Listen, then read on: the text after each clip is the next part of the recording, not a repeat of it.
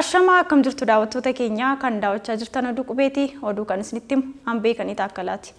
Ameerikaan gargaarsa midhaan nyaataa Itoophiyaaf taasistu addaan kutuu himte. Dabalata oduu kanaaf Addisuu Muluu.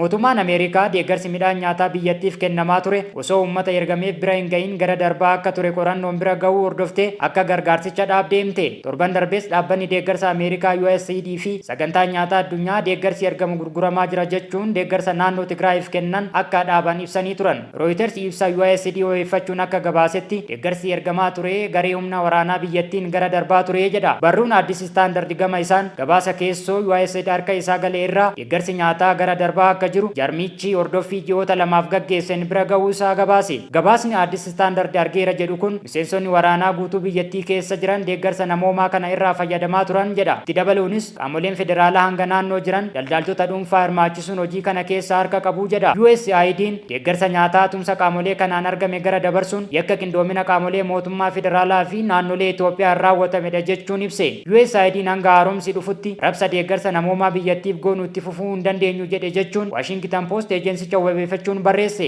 Naannoon Tigraay waraana waliiniin waggoota lamaaf erga miidhamte naannichatti namoonni miiliyoonaan lakkaa'aman deeggarsa midhaan nyaataan jiraatu. Dabalataan walitti bu'insi naannolee kaan keessatti deemaa turee fi deemaa jiru akkasumas gogiinsi hamaan biyyattii iddoowwan tokko tokkotti uumame Itoophiyaa keessatti lammiileen miiliyoona 20 ta'an deeggarsa midhaan nyaataa akka eeggatan isaan taasiseera. Ameerikaan kan deeggarsa namoomaa Itoophiyaaf dhiyeessuun adda duree taate bara 2022 keessa qofa gargaarsa doolaara biiliyoona 1.8 ta'u biyyattiif arjoomteetti. Mootummaan Itoophiyaa deeggarsa midhaan nyaataa karaa USAID dhiyaatu gara dabarsuu irratti mootummaa Ameerikaa waliin waltumsuun qorannoo gaggeessuu fi qaamolee gochicha raawwatan itti gaafatamaa gochuuf akka hojjettutu himame. Ministeerri dhimma alaa Ameerikaa akka jedhetti ministeerri dhimma alaa Ameerikaa Antoonii Bilinkenii fi gitii isaanii Itoophiyaa obbo Dammaqaa Mokonnin Riyaaditti guyyaa kaleessaa wal arguun qorannicha irratti waltumsuuf walii galaniiru jedha. Ministeeronni lamaan kabaja mirga namoomaa Tigraay lixaa haqa yeroo ce'umsaa hunda hirmaachisee fi iftoomina qabu gaggeessuu fi rakkoo nageenyaa naannoo Oromiyaa fi Amaaraa keessa jiru furuu irrattis waliin mari'achuu isaanii Ministeerri dhimma alaa Ameerikaa hime. Itoophiyaa keessatti sababa walitti bu'insaa fi gogiinsa waggootaaf walitti aansee mudateen naannoo Oromiyaa, Amaaraa, Affaarii fi Tigraay keessatti namoonni deeggarsa barbaadan hedduudha.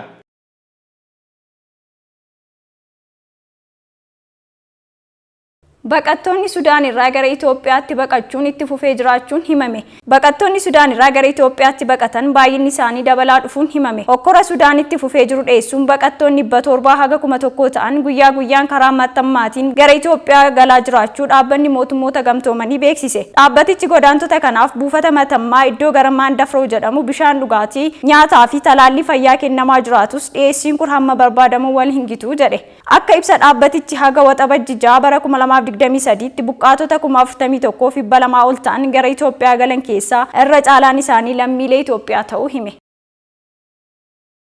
Dhaabbanni mootummoota gamtoomanii Booranatti rakkoon beelaa itti fufee jiraachuu hime. Dabalata oduu kanaaf Waariyoo Diidaa.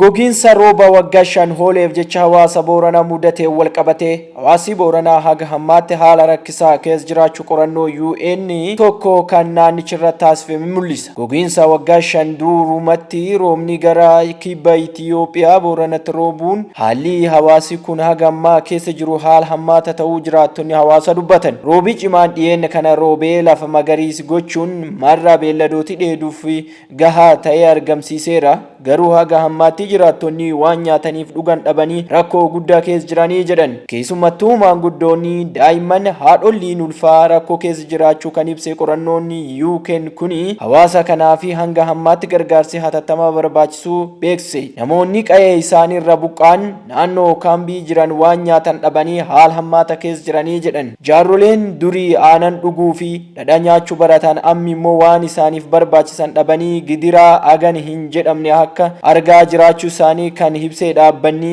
mootummaa gamtoomanii. Jaarroleen kun baay'inaan hilkaan waan hin qabneef nyaata isaanii kennan nyaachuu akka hin dandeenye foomse. Jaarroleen akka jajjaba jirtu tan keessa jaartiin ganna 89 maqaan isii Sakushunaa jedhamtu akka jajjaba jirti kan jedhe dhaabbati kun jaartii tana mana dukkana qilleensa hin qabne keessa ciiftee keessatti rakkachaa jiraachuu argin jechuun balballoomse. Walumaa galatti akka UN gabaasetti namooti 28 ol ta'an kan bira tarta kan keessa akka nagaa jiraachuu ibse. Keessumattuu warri tartaa dubluqqan keessa jiran kun dhukkuballeen akka jajjaba keessa jiraachuu dhaabbatichi balballoomsee jira. Jaarroleen durii bona ganna buttee raasuun sillamaa qubaratammaa immoo hongee waggaa 5 Boorana miir harka fuute miidhuu lubbuu isaatu haali yaaddessa keessa jirti jedhan. Jaarroleen tun beelaan miidhamtee jabduu waan qaqallatteef lafallee akka ka'uu hin dandeenye waan namni itti kennellee akka liqimsuu hin dandeenye dhaabbatii qorannoo taasisu kun ifoomsee jira. Nu daakuu bonqollootiif zayita kenninaaf kan jedhe dhaabbatichi jaarrolee fi ijoollee dhamuutti jirtu tun daakuu kana akka liqimsuu hin dandeenye ibse. Booran qofa osoo hin ta'in gogiinsi kun gaanfa Afrikaatti iyyuu guddoo rakkisa ta'uu qorannoon kun yaayyuu balballoomse. Rakkoo qilleensa kun gaanfa Afrikaatti uumamuun kana haala qilleensa jeeqee fi waqtii roobaa 5 walii ta'an sun akka hin milkoomne taasise yoo ta'u biyyooti gaanfa Afrikaa ollaa kana irratti hojjechuu qabdi jechuun dhaabbatii UN dubbii ofii furguggeessee jira. Hongee kana Keeniyaa, Itiyoophiyaa, Soomaliyaa keessatti namooti gara miiliyoona 22 ta'an balaan beela lafa guurrachuu jiraachuu dhaabbati kun qulqulleesse. Akka dhaabbatii mootummaa Help Age International jedhu qoratetti Booranatti namooti umuriin isaanii 60 ol ta'an keessa walakkaan isaanii hanqina nyaata qabaachuu yoo ifoomsu maanguddoota naannoo sun jiran keessa hedduun isaanii guddoo qaqallachuu hima. Ta'us maanguddoota daa'imaa fi haadholii irratti xiyyeeffachuun dursa lubbuu oolchuu irratti hojjechaa jirra kan jedhu hojjetaan Help Age International Samsoo Yigaazu namni hundi xiyyeeffannoo guddoo barbaadu ibse. Kun maanguddootii beelaan mudatan kan gargaaruu fi jecha soorata finnuuf namooti deeggarsa barbaadanii dhugu waan ta'aniif haadholii ulfaa fi hoosisa malee warkaan deeggarsi kun akka hin dhaqqabne obbo Samsoon hin calalasse. Namoonni dulloomanii as jiran haala hamaa keessa jiru kan jette hoggantuun hawaasa kaampichaa godaanna qancooraa uummati kun durii aanan dhuguu barate amma garuu horiin isaanii yaayyuu raawwate. Jaarroleen ilkaan hin qabdu waan namni itti kenne liqimsuu hin dandeetti jechuun dubbisii dubbata. Dhaabbanni Help Age International addatti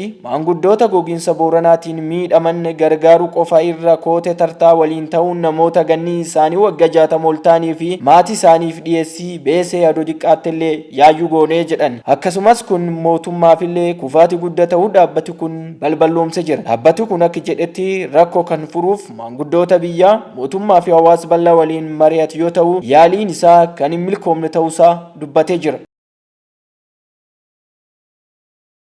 Dhaabbanni industirii misooma paarkota Oromiyaa dameewwan haaraa 11 irratti hojjechuuf investoroota adda addaa waliin waliigaltee taasise. Dabalata oduu kanaaf Leensaa hordofaa.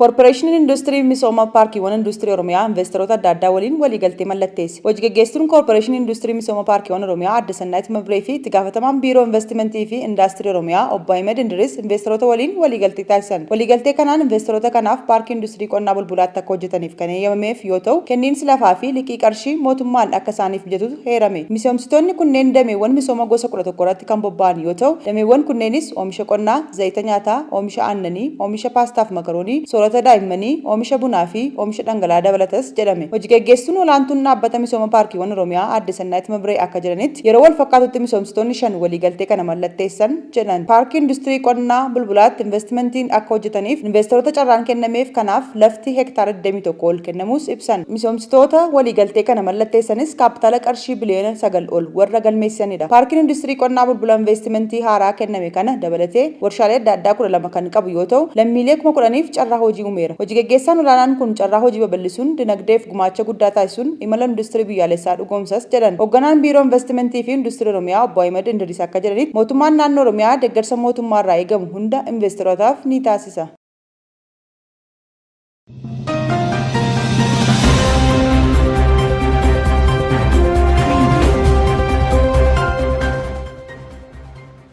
Kan daawwachaa jirtan oduu qubeetii amma immoo oduu biyya alaa argannetti ceena. Paarlaamaan Naajeeriyaa seera miidhaa saala barattoota yuunivarsiitii irra ga'u dhorkuu raggaasise. Dabalata qabna. Seerri paarlaamaan biyyattii raggaasise kun pirezidaantiin haaraa dhiyeenya aangoo biyyattii qabate. Boolaa Tinubuun yoo mallattaa'e barsiisaa yuunivarsiitii kamiyyuu gocha quunnamtii saalaa agarsiisu barataa isaatti agarsiisuun akka ta'u hima. Seerri kun barsiisaan barattoota isaa waliin hariiroo saal quunnamtii qabaatee argame hidhaa haga waggaa 14 ta'uun adabamuu danda'a jedhan. Wixineen seera farra miidhaa saalaa kun jalqaba kan qophaa'e bara 2016 keessa yoo ta'u, garuu mana maree biyyattii lamaaniin osoo hin raggaasifamin ture. Bara 2019 yeroo BBC'n qorannoo gadi fagoo amala barsiisota yuunivarsiitii Naajeeriyaa fi Gaanaa irratti gaggeessuun saaxilu wixinee seeraa kun ammas irra deebiin ka'uun amma ragga'e. Pireezidaantiin Ameerikaa duraanii Doonaald Tiraamp sanadoota icciitii haala hin taaneen qabataman jedhamuun himataman. Dabalata oduu kanaaf Sabilii Alamuu. Pireezidaantiin Ameerikaa duraanii Doonaald Tiraamp sanadoota icciitii haala hin taaneen qabatan jedhamuun himataman. Faayiloota mootummaa icciitii qaban eeyyama malee of harka kaawwachuu dabalatee himannaawwan torba Doonaald Tiraamp maanguddoo waggaa 76 kana irratti banaman. Akka miidiyaaleen Ameerikaa gabaasanitti himannaa biraa pireezidaanticha irratti baname kan hanga ammaatti hin ibsamne. Himannaan ammaa kun himannaa Tiraamp irratti yeroo lammaffaaf dhiyaate yoo ta'u, himannaan federaalaa pireezidaanticha irratti dhiyaate kun kan jalqabaati. Yeroo himannaan kun irratti banamaa jiru kanatti pireezidaantichi filannoo bara 2024 biyyattii geggeeffamuuf jiru irratti hirmaachuun gara White House-tti deebuudhaaf duula gochaa jira. Ogeessonni seeraa akka jedhanitti himannaan amma Tiraamp irratti dhiyaate kun pireezidaantummaaf dorgomuu isaa hin dhorkuu jechaa jiru. Miidiyaa hawaasaa isaa Truth Social jedhamu irratti kamisa akka barreessetti yakka kanarraa bilisa akka ta'ee fi mana murtii federaalaa Floriidaa Maayimii irratti akka dhiyaatuuf akka ajajame ibse. Qibxata dhufu Tiraamp mana murtii deemuudhaan to'annoo jala oolfamanii himannaa irratti dhiyaate dhaggeeffatu. Abukaatoon Tiraampii Kim Trist CNN'tti akka himanitti pireezidaantiin duraanii kun maal irratti akka himataman ibsameeraafi. Abukaatoon kun akka jedhanitti galmeen himataa kun shira ibsa sobaa haqa hir'isuu fi biyya ganuu kan jedhaman ilaalchisuun sanadoota icciitii olaanaa qabatan qabachuu kanneen jedhan keessatti argamuu jedhani. Waajjirri haqa Ameerikaa yaada kennuu irraa kan of qusate yoo ta'u, himannichi uummataaf ifa hin taane. Bara darbe keessa manni jireenyaa Tiraamp Floriidaa Maaraalaagoo keessatti argamu sakattaa'ame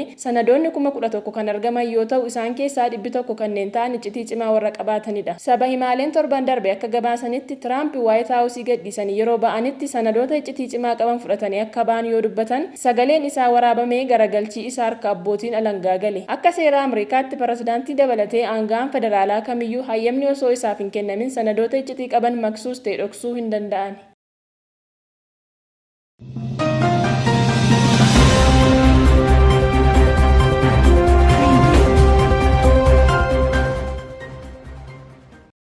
Oduu ispoortiitiin ammoo fiigichi maraatoonii atileetota biyyoota Afrikaa 6 irraa dhufan hirmaachisu dilbata dhufu Asmaraatti ni gaggeeffamaa jedhame.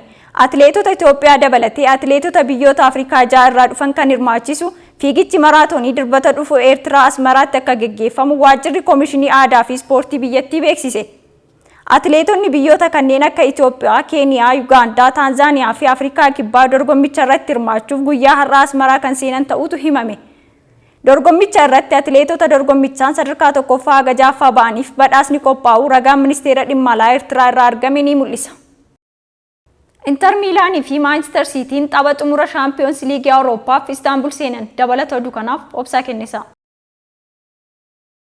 Inter Milaanii fi Manchester Cityin tapha xumuraa Champions League bor taphatamuuf Istaanbuliin seenan. Tapha kubbaa miilaa hawwatamaa fi jaallatamaa ta'e Champions League'n Awurooppaa sanbata xiqqoo galgala sa'a 4 irratti Turkiyyee dirree Ataaturk Olimpiyaat irratti ni taphatama. Gareen xumura Champions League Manchester Cityin taphattoota 23 of keessaa qabu Istaanbul seenuun isaanii mirkaneesseera. Manchester Cityin tapha xumuraa Champions League Awurooppaa dilbata dhufu Inter Milaan waliin taphachuuf taphattoota 23 kan filate yoo ta'u, taphattoonni kunneen kamsa galgala Istaanbul ga'aniiru. Manchester Cityin sanbata xiqqaa Inter Milaanii waliin ni taphata. Champions League Awurooppaa irratti taphattoota gurguddoo tapha irraa hafan kan hin qabne ta'uunis beekameera. Pep Guardiolaan tapha xumuraa Inter Milaan waliin taphataniif taphattoota 23 kan ifa godhe yoo ta'u, leenjisaan Ispeenii fi taphattoonni fi hojjettoonni isaa kamsa galgala Istaanbul seenaniiru. Guardiolaan har'a isteediyeemii Olompikii Ataaturk irratti shaakala kan geggeessan yoo ta'u, keessattuu Kaayil Wooker walga'ii qibxata darbeen taphachuu dhabuun isaa shakkii keessa galus Kevin De Bruyne fi Bernardo Silvaan illee tapha xumuraa waancaa FA Cup Cityin Manchester United injifate irratti miidhama xiqqoo keessummeessanii lamaan isaanii yoo amma haala gaarii irratti argamu jechuun dubbatan. Abbaan qabeenyaa kilabichaa Sheek Mansuur taphattoonni ofii isaaniitii fi mala qofaa osoo hin taane maatii fi hiriyoonni balallii dhuunfaa mataa isaanii gara Istaanbul akka imalan taasisaniiru. Taphattoonni tokko tokko namoota jaallatanii tiiwwan dhuunfaa qabataniiru. Garuu harki caalaan isaanii warri akka Jack Grealish obboloota hiriyootaa fi hiriyoota dhiyoon dhiyeessa balallii kilabichaa isaaniin akka ta'u himameera. Pep Guardiolaa fi gareen kun yeroo Turkiyyee ga'anitti ililiin kan kennameef yoo ta'u, Guardiolaan torbee kana taphichi seenaa kilabichaa akka ibsu beeksisuun akka kilabii guddaatti tarkaanfii murtaa'aa fudhachuun tapha kana injifachuuf akka qabnus amannee fudhachuu qabna jedhan. Gama Inter Milaanii immoo tapha xumuraa Champions League Awurooppaa irratti Manchester Cityin seenaa waancaa 3 akka argatu godhu dhaabsisuu danda'a jedhamuun kan eegaman leenjisaan Inter Milaan Simone Inzaghiin tapha xumuraa waancaa 7 taphatee hunda leenjisaa ta'uun injifateera. Yeroo ammaa kubbaa miilaa Awurooppaa keessatti leenjisaa Inter Milaan caalaa haalawwan kanneen keessatti rikoordii fooyya'aa qabaachuu kan danda'an muraasa. Yeroo leenjisaa Manchester City kun bara 2009tti Barcelona waliin Champions League jalqabaa injifate Simone Inzaghiin Laaziyoo keessa ture. Garuu dargaggeessi ganna 47 kun boodarra wal dorgommii Awurooppaa kana keessatti maqaa gaarii horachuu danda'eera. Akka ogeessa waancaa tokkotti ilaalamuu qofa osoo hin taane taphattoota umuriin isaanii waggaa 30 keessa jiran kanneen muuxannoo gaggaarii qabanitti fayyadamuun waan gaarii irraa argachuudhaanis ni beekama. Kanaaf yeroo jijjiirraa garee isaa irrattis jijjiirama hedduu gochuun isaa hin barbaachisu jechuun Sky Sport gabaase. Bara 2021 yeroo leenjisaan Chelsea fi Tottenham duraanii Antonio Conteen karoora jijjiirraa irratti walii galuu dhabuun San Siro gadhiisee Antonio Conte bakka bu'uun qacarame. Inzaagiin bulchiinsa ammayyaa irratti mala baasii xiqqaa fi salphaa fayyadamuunis ni beekama. Taphataan sarara fuulduraa Inter Milaanii fi Argentina Lautaro Martinez torbee kan akka dubatetti leenjisaan kun akka gaariitti waan hojjetuu fi tooftaawwan tapha hedduu sirnaan waan qopheessuuf haala baay'ee mijataa ta'etu nutti dhaga'ama jechuun yaada isaa ibsateera. Akkuma yeroo leenjisaa Laaziyoo turetti Inzaagiin sarariitti isaa waan amanamuuf muuxannoo fi haxxummaa sarara gidduu irratti hundaa'ee fi walta'iinsa ifa ta'ee taphattoota fuulduraa lamaan gidduu jiru irratti hundaa'uun Inter keessatti 3-5-2 hojiirra oolcheera. Kutaan garee kanaa inni lammaffaan yookaan sararri gidduu yeroo sirrii ta'etti ol ka'aa gadi buus ni danda'a. Romelu Lukakuun taphoota liigii torban darban irratti goolii 7 fi kubbaawwan 4 mijeessee kennuudhaan taphoota darban irratti gahee guddaa taphateera. Lautaro Martinez immoo taphoota 8 darban irratti goolii 7 fi kubbaawwan 3 mijeessee kennuus danda'eera. Lamaan isaanii taphoota 11 darban irratti yeroo 5 wal gargaaraniiru. Kanaafis walta'iinsi Lukakuu fi Lautaro Martinez kana yaaleen xaaliyaanii tokko luulaa jechuu eegalaniiru jechuun Sky Sportitu gabaase. Kan daawwataa turtan oduu qubeeti. Oduu kan isinitti hime ani beekanii taakkalaati. Qophiilee qubee afaan waliin turtii gaarii.